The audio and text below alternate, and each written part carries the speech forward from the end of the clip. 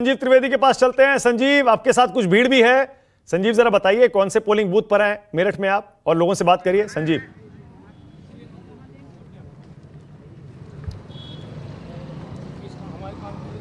मानक, मैं इस वक्त शहर दक्षिण सीट जो है मेरठ की वहाँ हूँ, और आप जानते हैं 5 विधानसभाओं से बनती है मेरठ पार्लियामेंट्री कॉन्स्टिट्यूंसी, जिसमें कि एक हापुड़ की भी सीट है। और हापुड़ रोड पर ये स्थित है जगह हापुड़ चुंगी, जहाँ पर मैं इस वक्त खड़ा हूँ। और ये तमाम लोग वोट करके अभी आए हैं। सब लोग, एक बार अपने कैमरामैन साथी अभय से कहूँगा कि फुल फ्रेम करें और सब लोगों को दिखाएं, और आप लोग अपने हाथ भी दिखाइए ताकि ये पता चले कि आप लोगों ने वोट किया है कि नहीं किया है। सब लोगों ने वोट कर दिया है। आज जुमा का दिन है, जल्दी जल्दी वोट कर रहे हैं। पहले हाफ में आपने इस बार कर दिया, दूसरी जगहों पर ये समझ में आई थी कि आप 3 बजे बाद सब लोग आए थे नमाज के बाद, इस बार पहले आ गए, क्यों? जी, इस बार जो है बड़ी खुशी की बात है कि जो है हमें सभी को वोट देने के लिए खुशी हो रही है, क्योंकि सबका मकसद एक ही है कि वोट ज़्यादा से ज़्यादा दी जाए। और जो हमारे पूरे यूपी के नहीं, दुनिया में मैं समझता हूँ कि भ्रष्टाचार बढ़ चुका है और शिक्षा पे बिल्कुल जोर नहीं है, बेरोजगार हो चुके हैं सब लोग। तो उसी वजह से जो है लोगों का एक ही मकसद है कि किसी भी तरीके से बेरोजगारी को दूर करा जाए और शिक्षा पे जोर दिया जाए।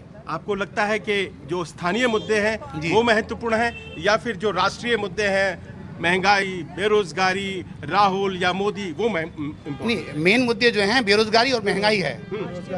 अब संजीव, टीवी के भगवान राम को वोट देगा कोई? टीवी का भगवान राम, टीवी के भगवान राम को वोट पड़ेगा? संजीव, हाँ, अरे आप जी देखिए, यहाँ पर आप जैसे युवा भी हैं, जो लोग वोट दे रहे हैं, सब लोग आए। आपके दिमाग में क्या चल रहा था जब आप वोट डालने गए?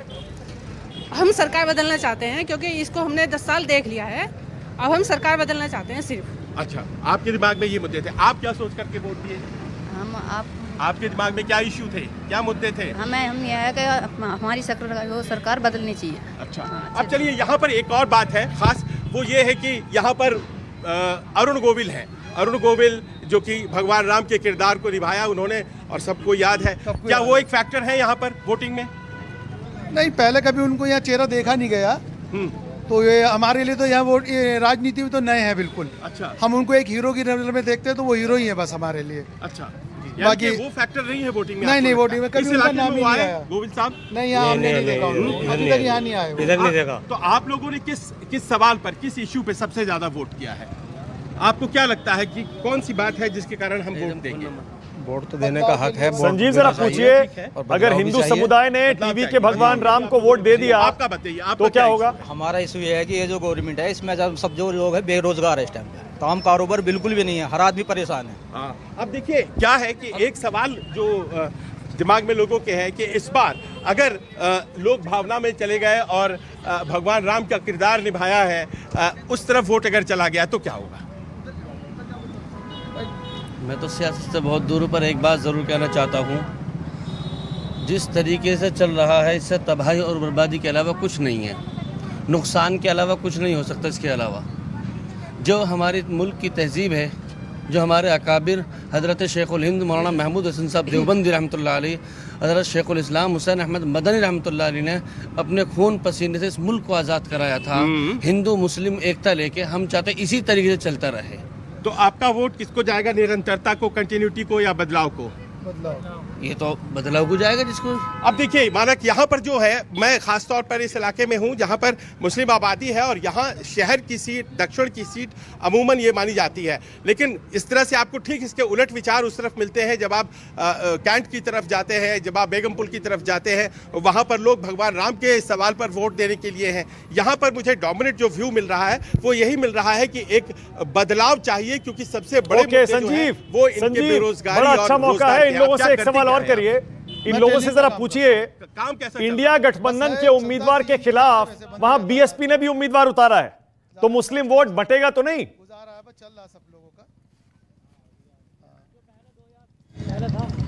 अब ये सवाल बहुत इंपॉर्टेंट हो जाता है कि पहली दफा है जबकि मेरठ हापुड़ पार्लियामेंट्री कॉन्स्टिट्यूएंसी में मुस्लिम उम्मीदवार नहीं है। हाल के वर्षों में यहाँ पर करीब 35% की आबादी मुसलमानों की, और उसके बावजूद नहीं है। तो ऐसे में वोट एक तरफ होगा या बीएसपी सपा में बट जाएगा? भाई एक ही तरफ होगा जी, बीएसपी में जाएगा, वही सपा में जाएगा सारा वोट। आपको भी लगता है कि ऐसा ही होने वाला है? ऐसा ही होने वाला एक है। तरफा जाने वाला है? बटेगा। उसकी बटेगा। आपको लगता है कि बीएसपी में भी जाएगा? कितना जाएगा सपा और बीएसपी? आपको ज्यादा वोट किधर जाता दिखाई पड़ता है? ये तो एक सर्वे के मुताबिक पता लगेगा। आपको क्या लगता है, वोट बटेगा यहाँ पर या एक तरफा है? वोट सिर्फ एक तरफा हो गया, वो भी सपा पे जाएगा। चाचा जान इस तरफ आइए, आप इस तरफ आइए। और किसी वोट नहीं बटेगा। वोट नहीं बटेगा। किधर जाने वाला है? साइकिल पे जाएगा गठबंधन, यानी कि एक तरफ जा रहा है। जाएगा। अब देखिए यहाँ पर चूंकि मुस्लिम उम्मीदवार नहीं है, जरा तो इनसे यहाँ क्रॉस पर क्वेश्चन एक तरफा करिए वोट होने इन लोगों की से। संजीव ये भी गुंजाइश पूछिए, ज्यादा बताई जा अगर रही है। भगवान राम, टीवी के भगवान राम के नाम पर हिंदू वोट भी एक तरफा बीजेपी को पड़ गया, तब क्या होगा?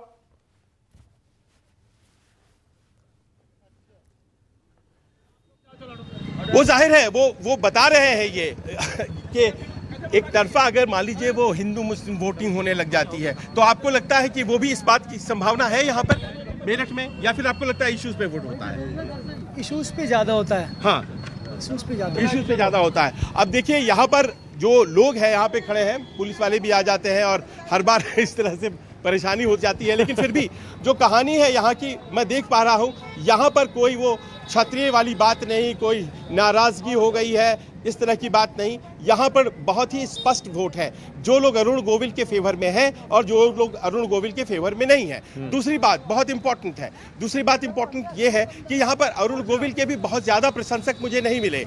वहाँ यहाँ पर वो लोग मिले जो कि प्रधानमंत्री मोदी को लेकर के वोट करते हैं। एक मिनट, परेशान मत करिए, परेशान मत करिए, आप खड़े रहने दीजिए ना, परेशान मत करिए।